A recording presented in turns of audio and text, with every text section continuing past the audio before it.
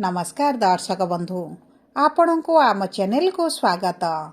पवित्र महाशिवरात्रि उपलक्षे समस्त मेष राशि व्यक्ति विशेष मानकु अनेक अनेक शुभेच्छा और शुभकामना। आपणकर जदि मेष राशि होइथाए तेबे एही भिडियोटी को थरे मात्र शेष पर्यंत देखंतु। निजर व्यस्त बहुल समय मध्यरु मात्र 10 मिनिट समय आपण निज पाई दियंतु कहीं आमर आजिर एही कार्यक्रमटी समस्त मेष राशि व्यक्ति विशेषंक पई बहुत अधिक गुरुत्वपूर्ण हेबाकु जाउछि। कहीं एही वीडियो रे आपण को किछिटा विशेष तथ्य विषय जणाइबी जहाँ आपणकर भाग्य रे बड़ परिवर्तन आनिबो।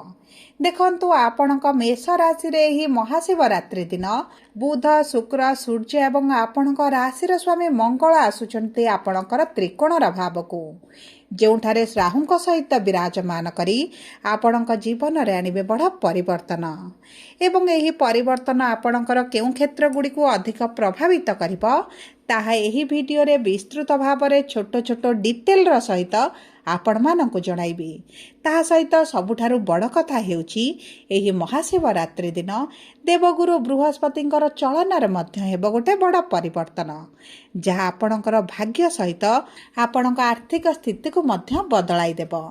तेबे आसंतु जानिबा एही महाशिवरात्रि ठारू आपणक जीवन रे कौन सब बड़ परिवर्तन हेबाकु जाउछि ता एवं ता सहित जानिबा किछिटा विशेष उपाय जहाँ महाशिवरात्रि दिन करिबा द्वारा आपणकर अशुभत्व दूर होई जिवो एवं महादेवंकर अशेष कृपा आपणक उपरे रहिबो। किंतु भिडियोटी को आरंभ करिबा पूर्वरु जदि आपणकर भी मेष राशि होइथाए एवं आपण भी ईश्वर को आंतरिक भक्ति एवं विश्वास करंती तेबे भिडियोटी को लाइक करंतु। कमेंट बॉक्स रे जय जगन्नाथ जय मां लक्ष्मी अवश्य लिखि दियंतु।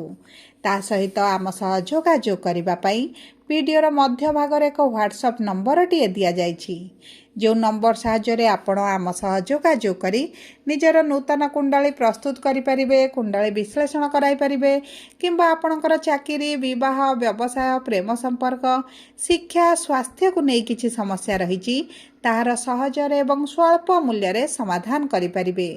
सेतिपई आपण आम सह वीडियोर शेष पर्यंत जोड़ी होई रुहंतु एवं व्हाट्सएप नंबर माध्यम रे आम सह जोगाजोग करी आपणक समस्यार खूब कम मूल्य रे समाधान करंतु। एबे आसंतु कार्यक्रमटी को आगकु बढ़ाइबा एवं जानिबा केउ केउ बड़ परिवर्तन आसीबो एही प्रमुख ग्रह मानक राशि परिवर्तन रे आपणक जीवन रे। देखंतु आपणकर केंद्र रे 4टी ग्रह एकत्र थिबा कारणरू आपणकर स्वास्थ्य रे खराब देखुथिले विभिन्न प्रकार स्वास्थ्य समस्या आपणकर आसुथिला ता सहित आपणकर आर्थिक समस्याटी मध्य देखा जाउछि। आपण ऋण आनिथिले किंतु ऋणटी को सुझी पारु नाहंती ऋणर भार आपणक ऊपर बढ़ी चलिछि एवं परिवार मध्य खुशीर वातावरण रही नाही। विद्यार्थी माने मध्य शिक्षा क्षेत्र रे बहुत अधिक समस्या देखुछंती चाकरी पई आपण अप्लाई करूछंती किंतु आपणको सेतिरे सफलता प्राप्त हेउनी। संतान संततिक पई मध्य आपण बहुत अधिक चिंतित रे रहुछंती। आपणक व्यवसाय रे व्यापार वाणिज्य रे पूर्व भले लाभ हेउ नाही एवं आपणको व्यवसाय रे लॉस देखिबा पई मध्य पडुछि। प्रेम जीवन हेउ बा आपणक दाम्पत्य जीवन रे आपणकर विभिन्न प्रकार समस्या गुड़िक लागी रहुछि। छोट कथा को केंद्र करी कलह मध्य हेउछि। आपण बहुत अधिक मानसिक दुश्चिंता रे रहिबा सहित आपणक शारीरिक स्वास्थ्य रे मध्य हानि देखुथिले। तेबे एही भली जहाँ भी समस्या आपणक जीवन रे चलिथिला ताहा हेबाकु जाउछि दूर एवं आपणक जीवन रे पुणी थरे एही महाशिवरात्रि परठारु खुशी फेरिबा पाई जाउछि। तेबे सर्वप्रथम जानिबा आपणक मेष राशि रे स्वास्थ्य एही महाशिवरात्रि परठारु किभଳି रहिबो। देखंतु आपणकर राशि स्वामी मंगल 10म गृह रे विराजमान करिसंती एकादश भाव को गोचर करिवे एवं सेठारे सूर्य मध्य विराजमान करिवे। देखंतु आपणक स्वास्थ्य रे विशेष भाव रे समस्या आपण देखिबे नाही। पूर्वरु जदि किछि स्वास्थ्य समस्या आपण रहिछि पेट जंत्रणा जो रहिछि सेतिरे आपण धीरे धीरे उपशम पाइबे। आपणकर ब्लड रिलेटेड समस्या किछिटा देखा देई पारे बीपी हेई पारे डायबिटीज कोलेस्ट्रॉल थायराइड विभिन्न प्रकार ब्लड रिलेटेड समस्या आपणकर बाहरी पारे किंबा पूर्वरु जदि आपणकर रहिछि ताहा बढ़िबार मध्य संभावनाटी रहिछि। एही समय मध्य आपणकर मानसिक दुश्चिंता टिके बढ़ी पारे जेउ कारणरू मुंड व्यथा भली समस्या मध्य आपणकर देखा देई पारे। सेति प्रति आपणको सचेतन रहिबाकू पड़िबो ଏବଂ ଦେଖନ୍ତୁ ପୂର୍ବରୁ ଯଦି ଆପଣଙ୍କର କିଛିଟା ଗମ୍ଭୀର ସ୍ୱାସ୍ଥ୍ୟ ସମସ୍ୟା ରହିଛି ତେବେ ସେହି ସମସ୍ୟା ଆପଣଙ୍କର ଦୂର ହେବ। କାରଣ ଆପଣଙ୍କର ରୋଗ ପ୍ରତିରୋଧକ ଶକ୍ତି ବୃଦ୍ଧି ହେବା କାରଣରୁ ଆପଣଙ୍କର ଯେଉଁ ପୁରୁଣା ସ୍ୱାସ୍ଥ୍ୟ ସମସ୍ୟା ପୁରୁଣା ରୋଗ ଦୀର୍ଘ ଦିନ ହେଲା ଲାଗିକି ରହିଛି ସେଥିରେ ଆପଣଙ୍କୁ ଧୀରେ ଧୀରେ ଉପଶମ ପ୍ରାପ୍ତି ହେବ। କିନ୍ତୁ ଆପଣଙ୍କର ବ୍ଲଡ଼ ରିଲେଟେଡ୍ ସମସ୍ୟାକୁ ଟିକେ ଦୃଷ୍ଟିରେ ରଖିବାକୁ ପଡ଼ିବ। ଏବେ ଆସନ୍ତୁ ଜାଣିବା କିପରି ରହିବ ଆପଣଙ୍କର ଆର୍ଥିକ ସ୍ଥିତିଟି।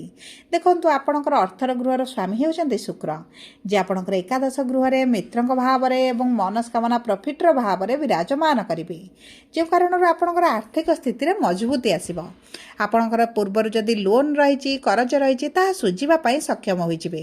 ଯଦି ଆପଣଙ୍କର କାର୍ଯ୍ୟ କିଛି ପେଣ୍ଡିଂ ରହିଛି ଆପଣଙ୍କର ଅର୍ଥର ଅଭାବ ପାଇଁ କରିପାରୁନାହାନ୍ତି ତେବେ ଆପଣଙ୍କୁ କୌଣସି ନା କୌଣସି ସ୍ରୋତରୁ ଅର୍ଥ ପ୍ରାପ୍ତି ହେବ ଏବଂ ଆପଣଙ୍କର ଅଟକିଲା କାର୍ଯ୍ୟ ମଧ୍ୟ ଆପଣ ସମ୍ପୂର୍ଣ୍ଣ କରିବେ। ଏବଂ ଯଦି ଆପଣ ନୂତନ ବ୍ୟବସାୟ ପାଇଁ କିଛିଟା ଲୋନ୍ ଚାହୁଁଛନ୍ତି କରଜ ଚାହୁଁଛନ୍ତି କିଛି ନୂତନ କାର୍ଯ୍ୟ ଆରମ୍ଭ କରିବା ପାଇଁ ଅର୍ଥର ଆବଶ୍ୟକତା ରହିଛି କିନ୍ତୁ ଆପଣଙ୍କୁ ପୂର୍ବରୁ ମିଳିପାରୁନଥିଲା ତେବେ ସେହି ସବୁ ସମସ୍ୟା ଆପଣଙ୍କର ଦୂର ହେବ। ଆପଣଙ୍କୁ ଇନଭେଷ୍ଟର ମିଳିଯିବେ, ଆପଣଙ୍କୁ ଅର୍ଥ ପ୍ରାପ୍ତି ହେବ ଏବଂ ଦେଖନ୍ତୁ ଆପଣଙ୍କର ଯେଉଁ ଅତ୍ୟଧିକ ଖର୍ଚ୍ଚଟି ହେଉଛି ଅଯଥା ଖର୍ଚ୍ଚ ଗୁଡ଼ାଏ ହେଉଛି ସେଥିରେ ନିଶ୍ଚିତ ଭାବରେ ଆପଣଙ୍କର ରୋକ ଲାଗିବ। ଯଦି ଆମେ ଦେଖିବା ଆପଣଙ୍କର କର୍ମକ୍ଷେତ୍ରକୁ ତେବେ କର୍ମର ଗୃହରେ 4ଟି ଶୁଭ ଗ୍ରହ ବିରାଜମାନ ହୋଇଥିଲେ କିନ୍ତୁ ଆପଣଙ୍କ କର୍ମକ୍ଷେତ୍ରରେ ଯେଉଁ ସମସ୍ୟା ଦେଖୁଛନ୍ତି ଆପଣଙ୍କର କର୍ମକ୍ଷେତ୍ରରେ ଏତେଟା ଲାଭ ମିଳୁନି, ଆପଣଙ୍କର ପ୍ରମୋସନ୍ ହୋଇପାରୁନି, ସାଲାରୀ ଇନକ୍ରିମେଣ୍ଟ ହୋଇପାରୁନି, ଶତ୍ରୁମାନେ ବୃଦ୍ଧି ଘଟୁଛନ୍ତି ଏବଂ ଆପଣଙ୍କର କମ୍ପିଟେଟର ମାନେ ବହୁତ ଅଧିକ ଆପଣଙ୍କ ପିଛାରେ ଲାଗିଛନ୍ତି, ଆପଣଙ୍କ ପାଇଁ ସମସ୍ୟା ସୃଷ୍ଟି କରୁଛନ୍ତି। ସେହିସବୁ କ୍ଷେତ୍ରରେ ତ ନିଶ୍ଚିତ ଭାବରେ ଆପଣ ପରିବର୍ତ୍ତନ ଦେଖିବେ।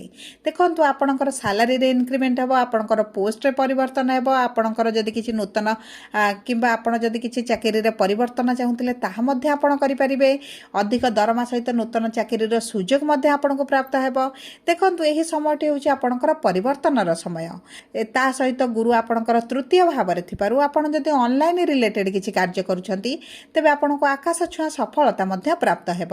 ଆପଣଙ୍କର ସୋସିଆଲ ମିଡ଼ିଆରେ ଯଦି ଇନଫ୍ଲୁଏନ୍ସର ଅଛନ୍ତି କିମ୍ବା ଅନଲାଇନ୍ ରିଲେଟେଡ୍ ଅଛନ୍ତି, IT AI ସେକ୍ଟରରେ କିଛି କାର୍ଯ୍ୟ କରୁଛନ୍ତି କିମ୍ବା କଳାକାର ଅଛନ୍ତି, ଟ୍ରାନ୍ସପୋର୍ଟରେ କାର୍ଯ୍ୟ କରୁଛନ୍ତି ତେବେ ଆପଣମାନଙ୍କ ପାଇଁ ତ ବହୁତ ଅଧିକ ଶୁଭ ସମୟ ଆସୁଛି। ଏବଂ ଏହି ସମୟ ମଧ୍ୟରେ ଯଦି ଆପଣ ନୂତନ ବ୍ୟବସାୟ ଆରମ୍ଭ କରିବା ପାଇଁ ଚିନ୍ତା କରୁଛନ୍ତି ତେବେ ଆପଣଙ୍କ ପାଇଁ ବହୁତ ଅଧିକ ଶୁଭଦାୟକ ରହିବ। ଆପଣ ନୂତନ ବ୍ୟବସାୟ ଆରମ୍ଭ କରିବେ କିମ୍ବା ଜବ୍ର ଯଦି ସନ୍ଧାନରେ ରହିଛନ୍ତି ତେବେ ଆପଣଙ୍କୁ ଚାକିରି ମଧ୍ୟ ପ୍ରାପ୍ତ ହୋଇଯିବ। ଏବେ ଆସନ୍ତୁ ଜାଣିବା କିପରି ରହିବ ଆପଣଙ୍କର ପାର୍ଟନରସିପ୍ ବ୍ୟବସାୟ ଏବଂ ଆପଣଙ୍କ ଦୈନନ୍ଦିନ ରୋଜଗାର। ଦେଖନ୍ତୁ ଆପଣଙ୍କ ପାର୍ଟନରସିପ୍ ବ୍ୟବସାୟରେ ତ ଆପଣଙ୍କୁ ବହୁତ ଅଧିକ ଲାଭ ମିଳିବ।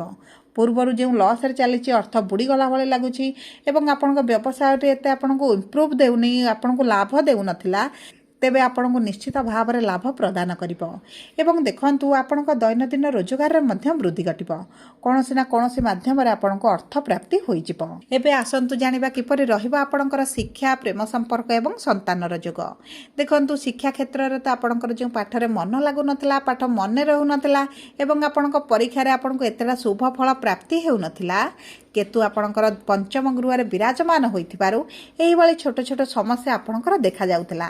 କିନ୍ତୁ ବିଦ୍ୟାର୍ଥୀମାନଙ୍କ ପାଇଁ ଏହି ମହାଶିବରାତ୍ରି ପରଠାରୁ ବହୁତ ଅଧିକ ଭଲ ସମୟ ଆସିବ। ଆପଣ ଶିକ୍ଷା ସମ୍ବନ୍ଧିତ ବଡ଼ ନିଷ୍ପତ୍ତି ମଧ୍ୟ ନେଇପାରନ୍ତି। ଆପଣଙ୍କ ମନପସନ୍ଦର କୋର୍ସ କରିପାରିବେ, ମନପସନ୍ଦର କଲେଜରେ ଆଡ଼ମିସନ୍ ମଧ୍ୟ ହୋଇଯିବ ଏବଂ ଦେଖନ୍ତୁ ଶିକ୍ଷା ପାଇଁ ଆପଣଙ୍କର ବିଶେଷ ଭାବରେ କିଛିଟା ଖରାପ ପ୍ରଭାବ ପଡ଼ିବ ନାହିଁ। କିନ୍ତୁ ଶନିଙ୍କ 7.5 ଚାଲୁଥିବାରୁ ଆପଣଙ୍କର ପରିଶ୍ରମ ଟିକେ ବୃଦ୍ଧି ହୋଇପାରେ।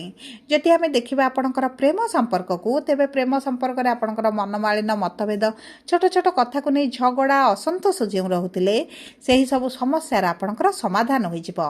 ଆପଣଙ୍କ ସାଥୀଙ୍କ ସହିତ ଆପଣ ଏକତ୍ର ସମୟ ଅତିବାହିତ କରିବେ ଏବଂ ଦେଖନ୍ତୁ ଆପଣଙ୍କ ବାଣୀକୁ ଯଦି ନିୟନ୍ତ୍ରଣ କରିନେବେ ତେବେ ଆପଣଙ୍କର ତ ବହୁତ ଅଧିକ ଶୁଭ ସମୟ ରହିବ ଆପଣଙ୍କ ପ୍ରେମ ସମ୍ପର୍କକୁ ବିବାହରେ ପରିଣତ କରିବା ପାଇଁ। କାରଣ ବିବାହ ପାଇଁ ତ ଅତି ପ୍ରବଳ ଯୋଗ ଆପଣଙ୍କର ବନୁଛି। ଯଦି ଆପଣ ଦ୍ୱିତୀୟ ବିବାହ କରିବା ପାଇଁ ଚାହୁଁଛନ୍ତି ତେବେ ମଧ୍ୟ ଆପଣଙ୍କ ପାଇଁ ଶୁଭ ସମୟ ରହିଛି। ଯଦି ଆମେ ଦେଖିବା ଆପଣଙ୍କର ବିବାହର ଯୋଗ ଏବଂ ବୈବାହିକ ସମ୍ପର୍କକୁ ତେବେ ଦେଖନ୍ତୁ ଦାମ୍ପତ୍ୟଙ୍କ ମଧ୍ୟରେ ଆପଣଙ୍କର ଯେଉଁ ପ୍ରେମ ସମ୍ପର୍କ ତେବେ ଦେଖନ୍ତୁ ବୈବାହିକ ଦାମ୍ପତିଙ୍କ ମଧ୍ୟରେ ପ୍ରେମ ବୃଦ୍ଧି ପାଇବ, ବୁଝାମଣା ବୃଦ୍ଧି ଘଟିବ, ଏକତ୍ର କିଛି ବଡ଼ ନିଷ୍ପତ୍ତି ନେଇପାରନ୍ତି। ଏବଂ ଦେଖନ୍ତୁ ଆପଣଙ୍କର ଯଦି ପୂର୍ବରୁ କିଛିଟା ସମସ୍ୟା ରହିଥିଲା, ତୃତୀୟ ଲୋକଙ୍କ ହସ୍ତକ୍ଷେପ ରହିଥିଲା, ତେବେ ସେହି ସବୁ କ୍ଷେତ୍ରରେ ତ ଆପଣ ନିଶ୍ଚିତ ଭାବରେ ପରିବର୍ତ୍ତନ ଦେଖିବେ।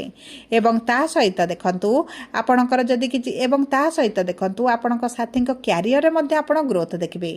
ଆପଣଙ୍କର ଯଦି ପତି ପତ୍ନୀ ଉଭୟ ଦୂରରେ ରହୁଥିଲେ ଏବଂ ଉଭୟଙ୍କ ମଧ୍ୟରେ ଦୂରତାଟି ବଢ଼ିଯାଇଛି, ତେବେ ଆପଣଙ୍କ ମଧ୍ୟରେ ନିକଟତରତା ବଢ଼ିପାରେ।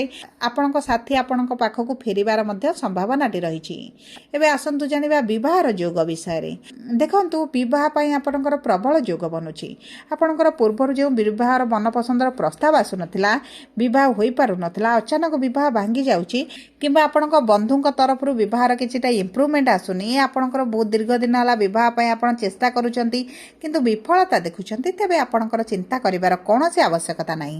ଆପଣଙ୍କର ବିବାହ ପାଇଁ ପ୍ରବଳ ଯୋଗ ମଧ୍ୟ ବନୁଛି। ଆପଣଙ୍କର ମଧ୍ୟ ବିବାହ ଏହି ଶିବରାତ୍ରି ପରେ ହେବାର ମଧ୍ୟ ବହୁତ ଅଧିକ ସମ୍ଭାବନାଟି ରହିଛି।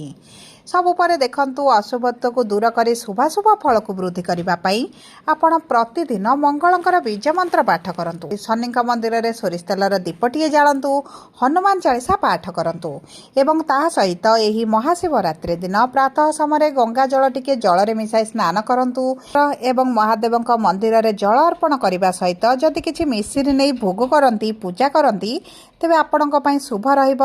ଏବଂ ତାହା ସହିତ ଯଦି ଆପଣ ମହାଦେବଙ୍କ ଉପରେ 21 ବେଲପତ୍ର କିମ୍ବା 108 ବେଲପତ୍ର ଚଢ଼ାନ୍ତି, ତେବେ ମଧ୍ୟ ଆପଣଙ୍କୁ ଶୁଭ ଫଳ ପ୍ରାପ୍ତି ହେବ।